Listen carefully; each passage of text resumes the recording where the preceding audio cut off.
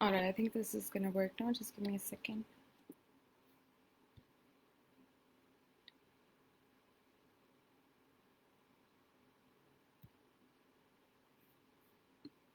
All right, guys, we're live. So let's just give everyone to join in for like a minute or two.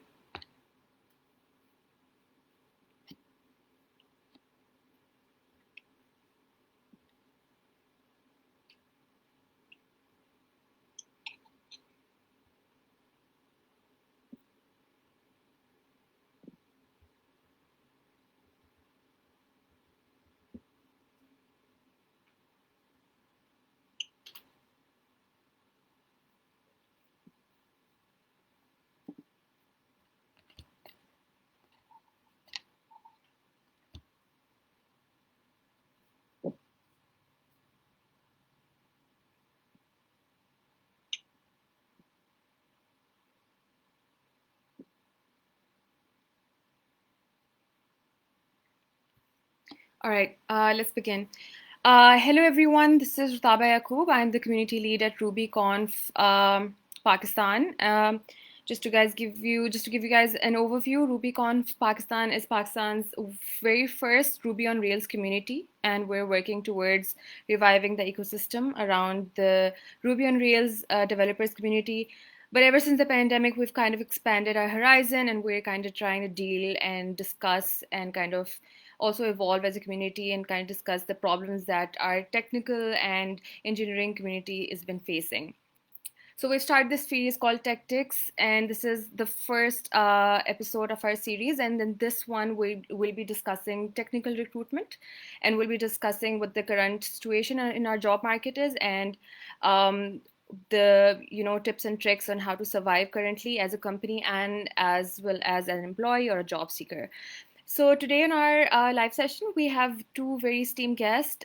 We have Shiraz from TKXL, who is their talent acquisition lead, and we have Haris, who is the technical recruiter at Keep Truckin'. So before we jump right in, I would first of all like to thank both of you that you're here and you took out the time to be on this episode. Um, First things first, I want to one by one ask both of you, and because I'm really interested in this particular question and how, both of you as some HR personnel kind of responded to the news of the offices just shutting down and people starting to work from home. And because I know that it must be really overwhelming, and yeah, it's different coming to work every day and kind of dealing with people, but it's different when you are not face to face with them and you just have to deal with them over Zoom calls, over Skype calls, and just virtually. And it's kind of hard to manage the resources and as a human resource when it comes to a situation like this as work from home. So Shiraz, I'll start with you. If you can just like tell us what your first intuition was and what you felt, what your response to the news was at the very beginning. Thank you very much for inviting on the event. Yes, definitely.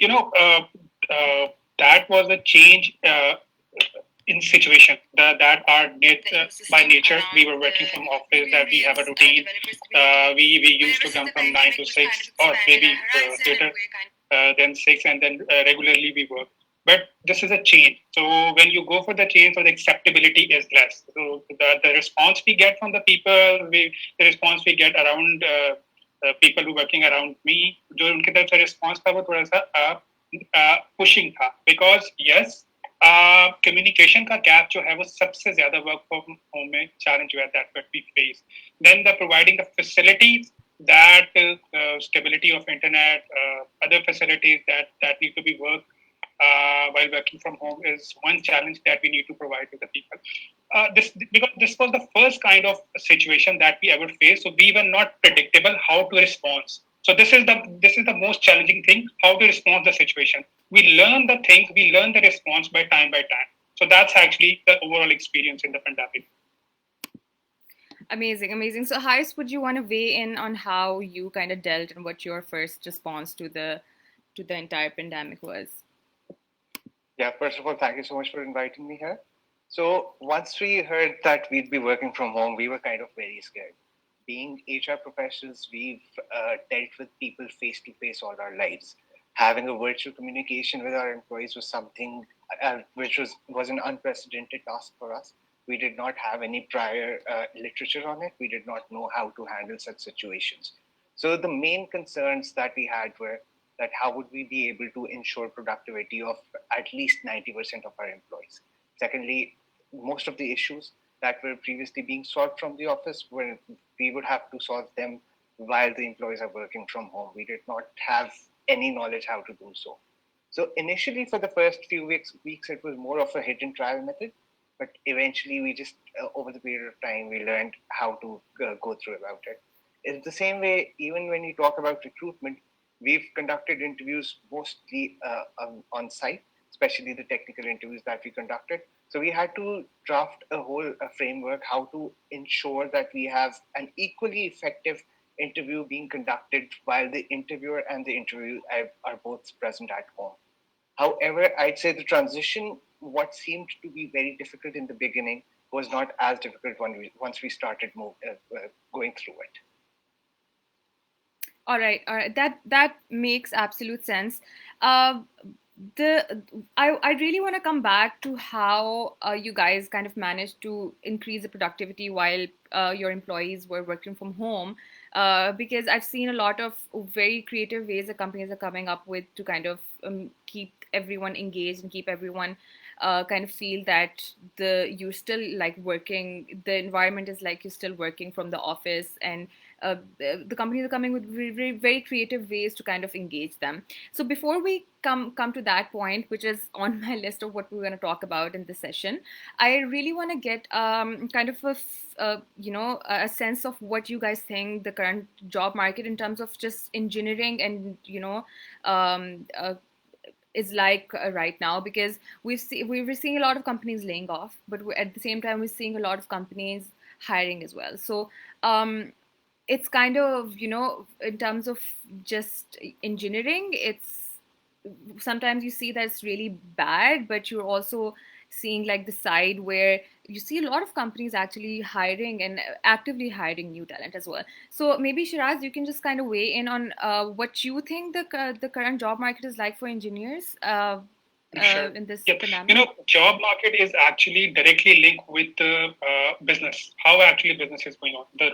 You rightly say that the business is unpredictable. This is actually the current situation is. Actually, the businesses depend on which industry you are operating in. If you are serving to the hoteling, traveling industry, or tourism, so definitely they got ahead. So IT companies who are actually serving to these kind of industry, they definitely go into the downsizing, laying off, or their growth has been stagnant or stopped or going down. While on the other side, the companies like healthcare, industries like healthcare, e-commerce, they are actually getting a very boom. So it depends. It's still unpredictable where it is going. CEOs, owners of the company don't have the predictability for like 3 or 6 months. Their revenue stream is actually mostly going month to month basis. So that's actually the business market is. So business is directly with the jobs, and similar kind of thing is going with the jobs. Yes, there are few jobs available. Depend on which industry you are in, and yes, there are laying off and the jobs are decreasing. Which industry that particular IT is serving to. So that's actually the job market is going into currently. I think I agree with you. I think that highly depends on what the industry you're in. Haris, do you want to weigh in on the same question? I completely agree with Shiraz. So while we are seeing a downfall on some tech industries, like tech companies who are dealing with some specific industries, we have also seen a boom in the tech companies who are dealing, especially in the industries related to fintech, to logistics, to healthcare sector. So the industrial dynamics are changing internally, and it's hard to say where it will go in the next 3 to 6 months at the moment. All right, yeah, that makes sense. So, So speaking of, yeah, Shiraz, do you want to add yep. something? Yes. So for the job market, my prediction or my current what I'm saying is in one line: if your company is not laying off, you are actually in growth. So that's what it is. Because business is unpredictable, you cannot see from where the business came in, which industry is going up, going down. trends are changing a lot. So if you are not laying off, if you are going as you were before the pandemic, then you are actually in the growth. So that's actually the one liner for the current market. That makes sense. All right. So, coming to my next question, I've seen how I've kind of obviously I'm not in the HR, kind of this field, but I've seen the interview process happening because obviously I've interviewed for a lot of companies, and usually it's very straightforward when you're not working from home and everyone's not working from home. You get an interview, their phase of interviews, their tests that you go to their offices and you kind of give, and the interview process is almost always like face to face and very physical. But now since everyone's working from home, how has that entire process evolved, and how does that affected the process? Because when you're actually meeting a candidate, you interviewing them face to face, it's very easy to gauge what kind of employee he would be, and a lot of things that you can't really gauge while you're interviewing them online. Do you think that is the case? And if that is, how what kind of ways or what kind of things in the process that you guys might be adopting or changing to make it more kind of efficient? So maybe you guys might have come up with the different set of questions that you guys are going to be asking the interviewee to make sure that he or she is fit for the company. So I kind of would just want to gauge how you guys have kind of evolved with this pandemic, and how your interviewing or hiring process has evolved during this entire thing. Specifically, when you go for the online hiring or interview process, the main impact, the effect is employer branding. When an employee came into the organization, when they enter into your door, so they actually 50% make their mind, yes, this is the right company, I have to be in. So now you are not actually giving any impression. So the part of employer branding is actually missing. So this is actually the negative part that we can say if we go for the online hiring. Yes, because this is actually something new. We are on to it is we are still evolving. So our focus is more towards the technical as well as personality test evaluation. When you go for the online hiring, specifically, a lot of test tools are actually helpful for you when you go for the online hiring. So we have implemented few tools. I have seen a lot of companies that actually being moved towards the online testing. Online, it's not just based on MCQs or theoretical, but it's actually a programming testing. So they actually practically they give the programming test, and based on these tests they shortlist a candidate and then conduct a face-to-face thing. So that's actually how this online interview process has evolved. Right. So Harris, so do you have anything to add to this? Yeah. So I believe that ever since the pandemic started and ever since we've moved on to a work from home scenario, we've given a chance to upgrade our recruiting techniques. So over the past 3 months, we've focused primarily on remote interviews where we conduct live coding sessions of engineers. So that's something through which we can not only test their technical abilities, but because it's a live coding session and we're also having a chat with them directly, we also understand their thought process and their approach towards solving different problems that are given to them. Mm-hmm. Apart from that, we've also introduced some new stages to our interview process, which includes not only a reference check from their previous referees, which is a much detailed reference check so that we have a better idea of the pros and cons of that candidate that we are planning to hire, but also understand whether or not, based on the previous manager's experiences, the candidate would be culturally fit for the company or not.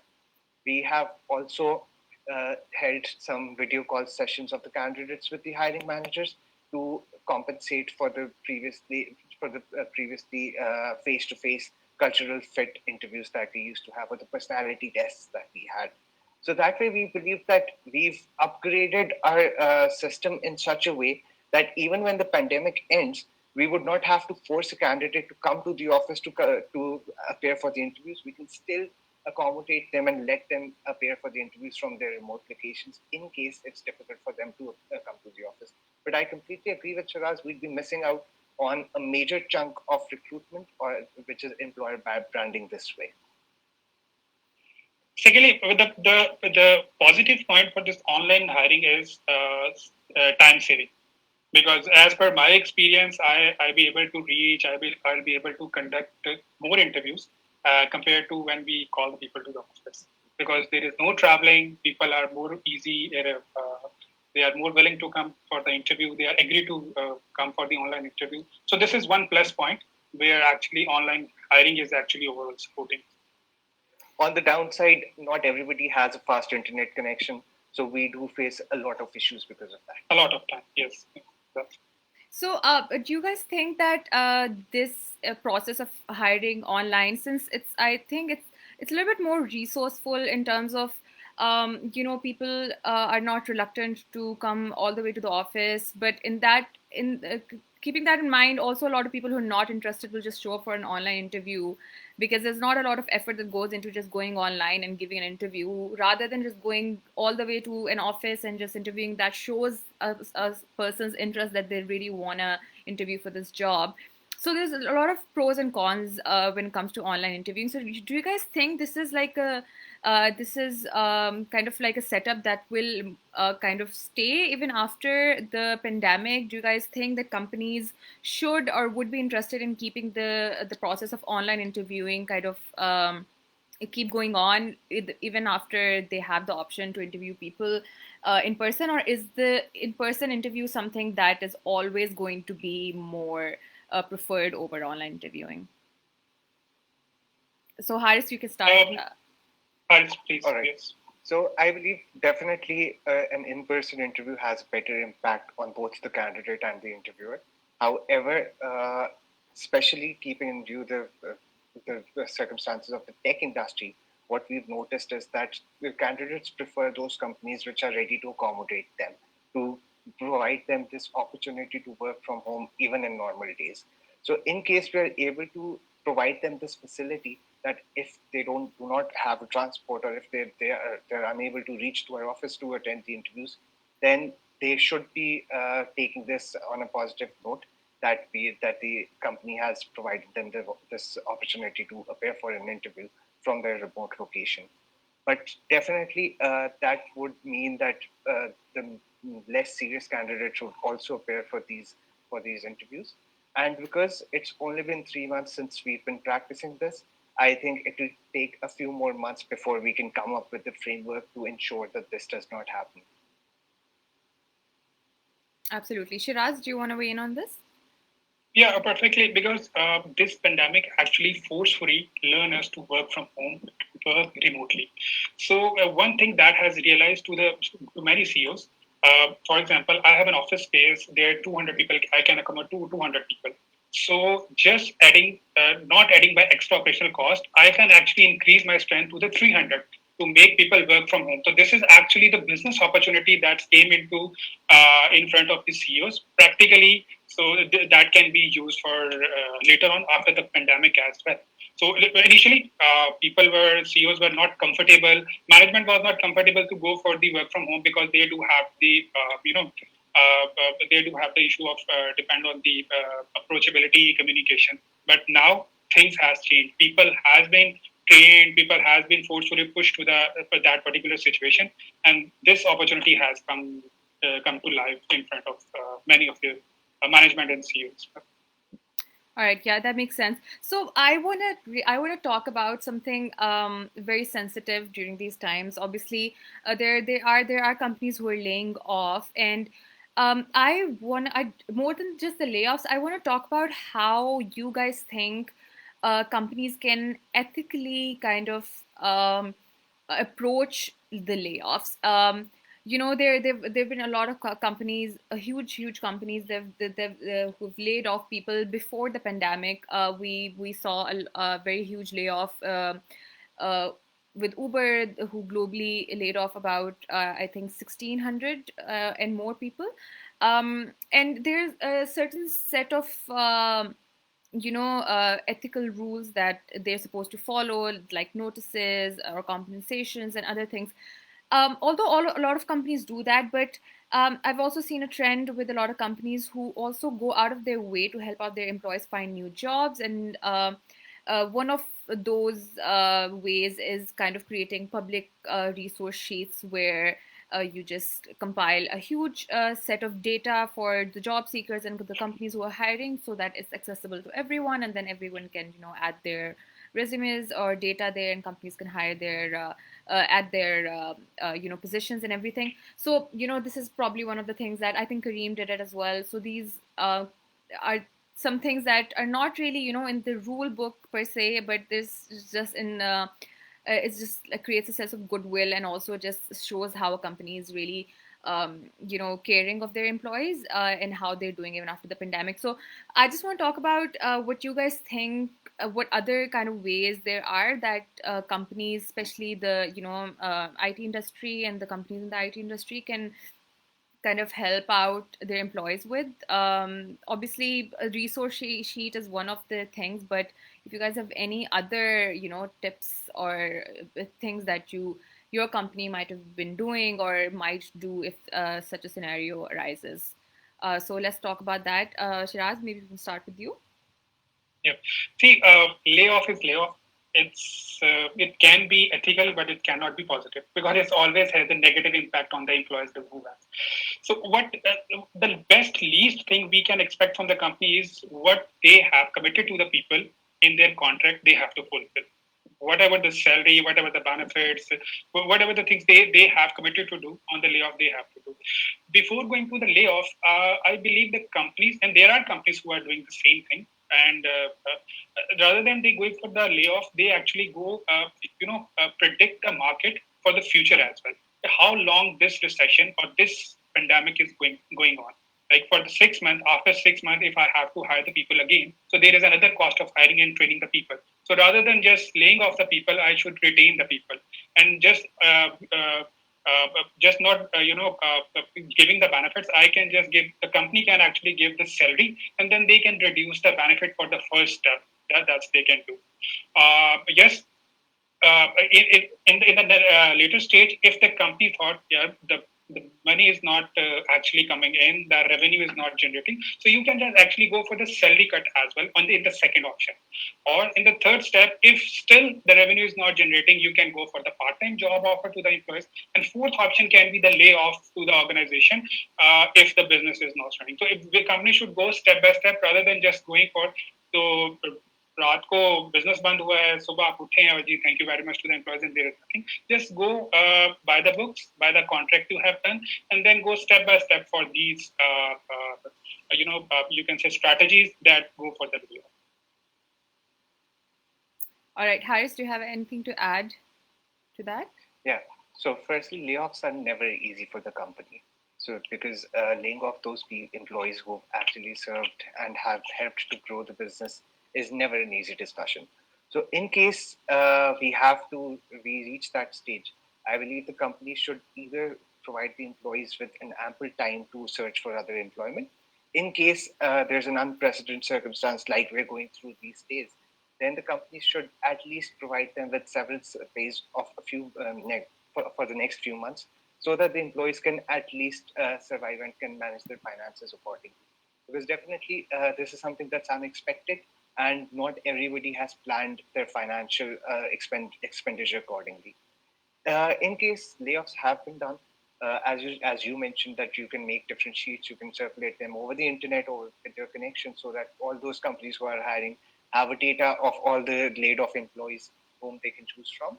You can also provide your employees with free of cost technical or non-technical trainings or certifications for that time period, so that they can brush up their skill set and they can not stay redundant, or their growth is not stagnated at any point while they're searching for employment. Because most of the companies do have a corporate account, so these certifications, providing these free of cost certifications for their laid off employees, is not something that's difficult for them to. So these are very little things, apart from the fact that the recruiters can help these laid off employees find different opportunities that are available in the market. So this is the least we can do to help all those who've been affected. Absolutely. So, do you guys think that, I'm not sure if, because you guys are the recruiters and you guys are in the field, is there like a network of recruiters or talent hunters who is currently, is there like a resource sheet or something of that sort that's been circulating between all this network of yours? Because I'm assuming that you guys also kind of help each other out in the network while you guys are hiring or laying off and stuff like that. Is it something that recruiters and talent hunters are actively doing right now during the pandemic? Because obviously a lot of companies are laying off and a lot of people are looking for jobs. And is there something that's going on to just kind of amp up that process for the job hunters and the companies who are hiring? Yes, definitely, definitely. There is a forum with the name of HR Knowledge Cafe. This forum has almost 200 HR professionals, specifically from IT industry and from the Lahore. So what we have done so far is we actually being connected with the company and with the candidate as well who are actually laying off.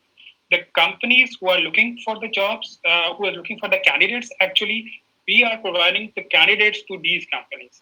And the companies who are actually laying off, we are connected them as well. So we actually take all the resource sheet from them and providing these candidates to the companies who are looking for. Also, we do have few sheets that actually get the details from the people, from the employers that are being laid off, and same data is being shared with the companies who are looking for. And companies are rigorously actually sharing the opportunities. A lot of opportunities are coming in. We are sharing, and there are many success stories. If we get a time, so we can share the success stories as well. Through this platform, we actually being place a lot of people, not specifically for the IT, but in other domain as well for the software houses, like in content writing, even in HR, finance, networks. That's what. So this is actually a professional platform that is working currently for IT sector in Lahore. Amazing, amazing. Haris, do you have anything to add to that? I completely agree with Shiraz that ever since the pandemic started, the recruiters have expedited this process to ensure that we can bridge the gap between the recruiters and the the job searchers as much as possible for us. Amazing, amazing. So, guys, we just have 5 minutes left. I just want to quickly go through the questions that we got, and maybe you guys can answer that. So, the first question is by Fatma Tanveer. She's asking, now, since recruitment has been more of a 360-degree process, which doesn't stop till finalizing candidate, when it comes to taking any candidate on board, like signing appointment letter and everything, um, how do you take that acknowledgement online or get them signed from the candidates? Can you please repeat that? Yeah, so basically what Fatma is asking that, at the end of your process when you're hiring the candidate, you obviously have to get the contract signed and everything. Since everything's online, how do you guys go about doing that? Definitely, there are two methods we currently using. A lot of companies using. There are online signature availability to some. There are online software that are free of cost. You can actually go by that, and they provide the facility to get the signature on the documents. Other than that, you can actually through career service you can actually exchange the documents because that's legally when there is a legal requirement, so you have to go by the books. So by the career service, you can go for that. So these are the two methods we're currently actively using. Right, right. So, Haris, this is a question regarding technical recruitment. So, do you think technical recruitment has been made simpler or more convenient during COVID times, given the organization can assess candidate via Zoom and other platforms? I think we discussed this in the very beginning when we discussed the online interviewing and everything. But if you want to go ahead and answer that, maybe. Definitely, I reiterate what I said previously that ever since this pandemic started, so we've moved on towards virtual platforms for this purpose. So while some things have been made easier, like we've got different tools to assess candidates through, but then there are other things that have become a little difficult for us, like personality evaluation. Because when you're meeting a candidate virtually, you cannot assess their body language, their gestures, their tone, and their facial expressions as much as you can when you're sitting with them face to face. So the personality or the non-technical side has become a little difficult to gauge, while the technical skills can be gauged as efficiently and effectively as we were previously. Right, right. So I think with this, we come to the end of our session, and kind of the gist of entire session was that even though online interviewing and kind of just hiring people during the pandemic has been made kind of convenient because of apps like Zoom, there's still like a gap that it cannot fill, which kind of occurs, which is not there when you are doing an in-person interview. So thank you so much, Shiraz and Haris, for doing this session with us. We'll definitely want you guys on the session again. We can maybe address more questions. And for everyone who's watching, RubyConf has created a resource sheet for engineering in Pakistan. We are kind of curating a list of people who are looking for jobs and a list of companies who want to hire.